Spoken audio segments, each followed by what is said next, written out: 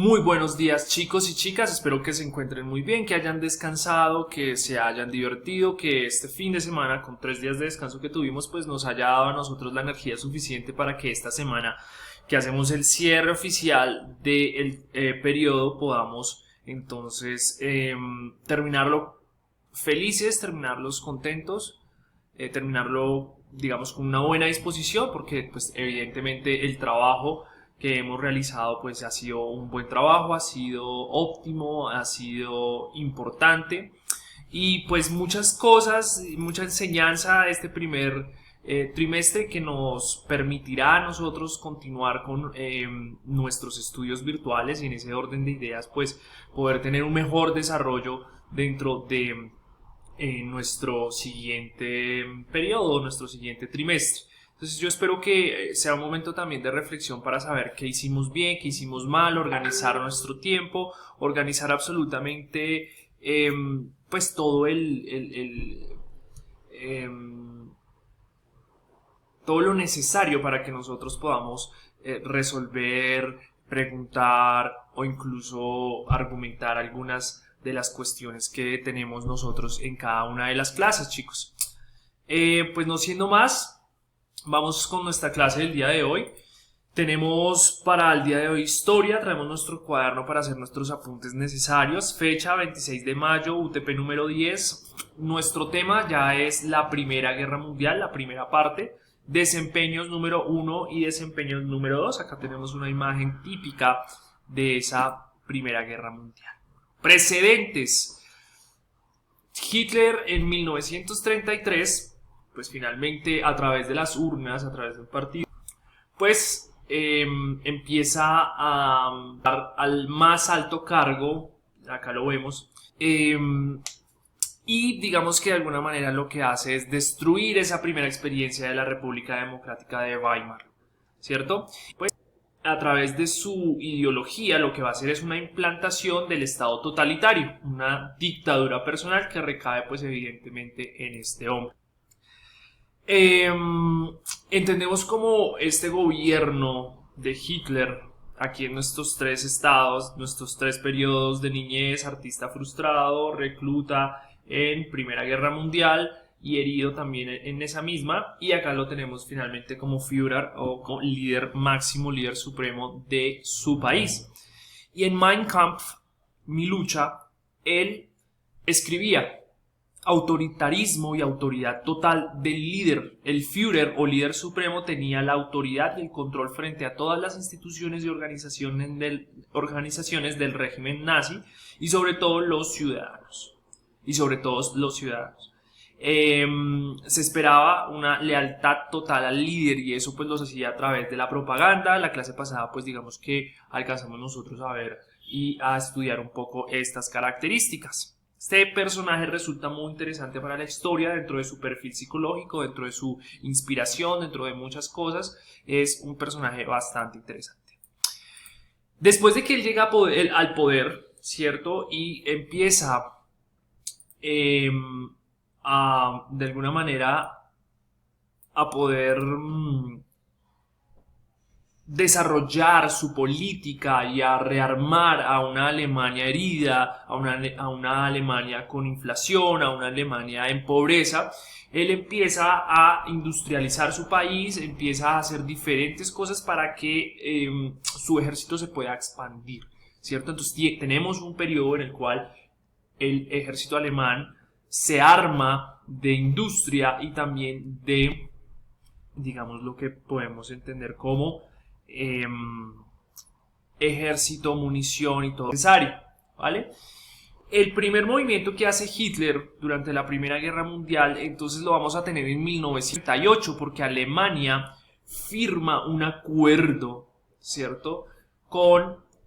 No, eso fue antes, firma un acuerdo, la Alemania nazi, entonces firma un acuerdo con la Unión Soviética en la cual secretamente se iban a apoderar de este territorio y le correspondía una parte a Alemania y una parte a la Unión Soviética. Bien, esto es importantísimo porque pues digamos que va a ser como esa primera alianza que hace Hitler con la Unión Soviética, en ese momento Stalin, que era su máximo dirigente, pero entonces ellos eran enemigos naturales, es decir, el nazismo y el socialismo no se llevaban de la mano, sin embargo sus dirigentes hacen un pacto de no agresión, ¿cierto? En 1938 entonces en Alemania se anexionan los Sudetes, que es una parte de aquí. Para agosto de 1939, Alemania y la Unión Soviética firman un pacto de no agresión y se toman Polonia. Entonces, el ataque de Polonia fue el motivo por el cual Francia e Inglaterra pues declaran la guerra a Alemania, y allí es donde hay una acción ya formal de guerra. Aquí en algunas imágenes vamos a empezar a ver cómo los alemanes tenían ciertas prácticas bélicas en el momento en que se invade Polonia, ¿verdad? Pues estas prácticas de alguna manera lo que van a permitir ver es la fuerza del ejército, pero no solo la fuerza del ejército, bien de sus acciones bélicas, de sus acciones inhumanas, porque esa parte de la Segunda Guerra Mundial que se revisa cuál va a ser ese motivo por el cual, pues digamos que tendremos derechos humanos. Entonces, la destrucción, el hecho de armas químicas, el uso de armas bastante destructivas van a denotar, pues digamos que una falta de reglamentación incluso ¿vale? Entonces eso que la Segunda Guerra Mundial es como tan bélica.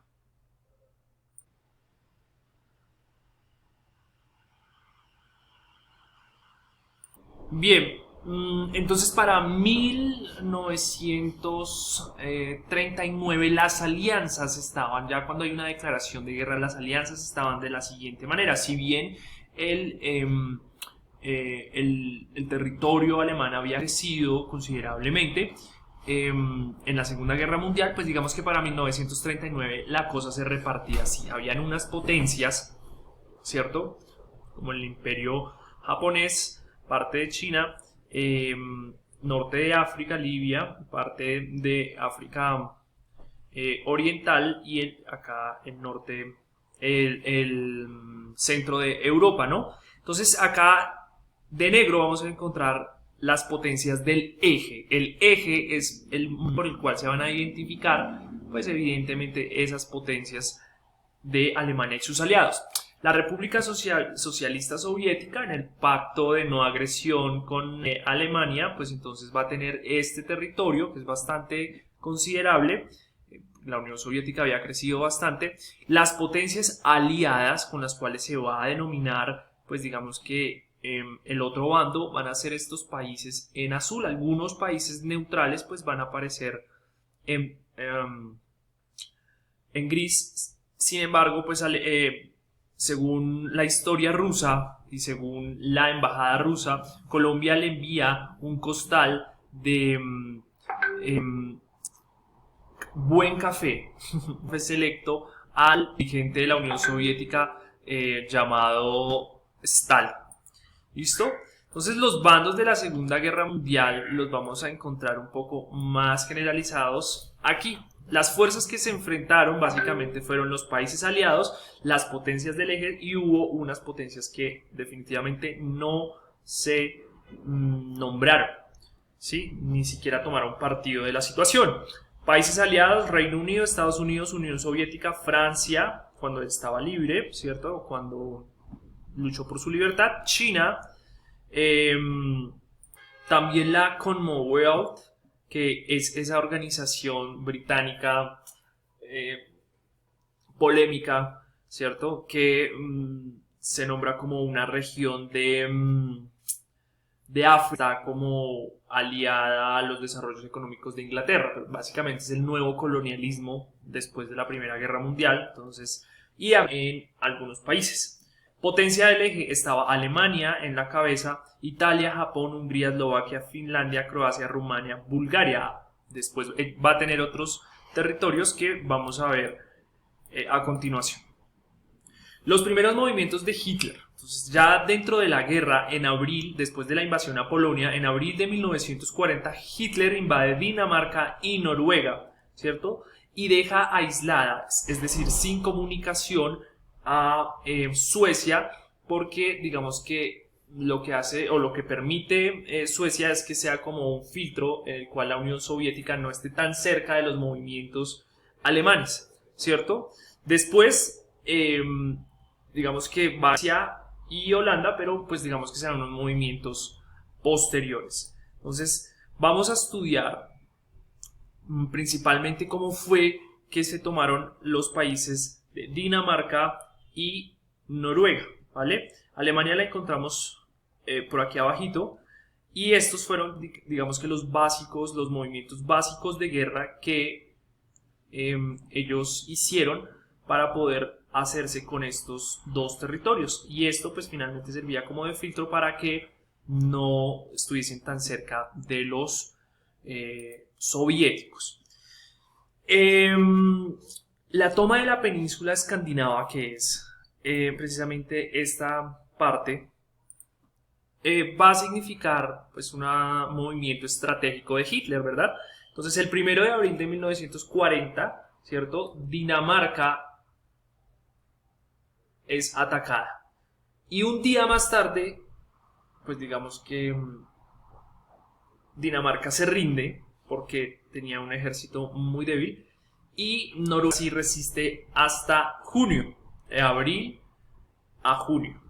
Alemania entonces dice que si bien Dinamarca y Noruega y estos territorios eran neutrales, pues eso podría significar un peligro si los franceses se lo tomaban, y esa fue como su excusa, ¿listo? Y la conquista de Dinamarca, pues digamos que fue una excusa para poder invadir Noruega, porque Noruega, como lo podemos ver, pues digamos que puede estar más cerca de las islas británicas. Bien, es por eso que digamos que es su movimiento.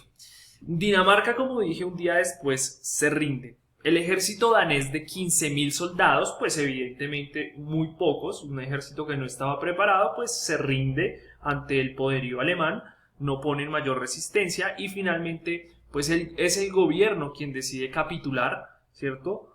Tan solo un día después. Acá nosotros en esta foto tenemos entonces los soldados daneses, soldados de Dinamarca, el día de la invasión, el 9 de abril de 1940. Ahora nos vamos con Noruega, y Noruega sí en cambio va a tener una historia diferente, porque Noruega sí va a recibir apoyo militar y estratégico de Francia y de Inglaterra o del Reino Unido. El 9 de mayo de 1940 las tropas aliadas, es decir, del bando aliado, especialmente Francia e Inglaterra, pues digamos que resistían junto con los noruegos en Narvik. Narvik entonces lo podemos ubicar en esta parte de aquí arriba. ¿Listo? Entonces en ese mismo momento es atacada Francia, por lo cual los franceses y los británicos se retiran del país. No fue en vano que ellos estuviesen en esa guerra, porque los británicos de alguna manera logran infringir bastantes pérdidas en la marina de Alemania en el Mar del Norte. El gobierno finalmente es exiliado, el gobierno noruego es exiliado, y de alguna manera se vuelve como un protectorado de Alemania. Hitler crea algo que se llama Comisariado Civil del Reich para Noruega, y de alguna manera pues puede tener control sobre estos territorios. Esta foto que vemos acá pues ya es una foto de 1941, abril de 1941, donde pues las tropas alemanas hacen una constante vigilancia de los movimientos noruegos. Les voy a dejar un video de apoyo, me parece muy divertido, muy entretenido para aprender, y pues finalmente nada más que desearles un feliz día y que tengan muy buena tarde.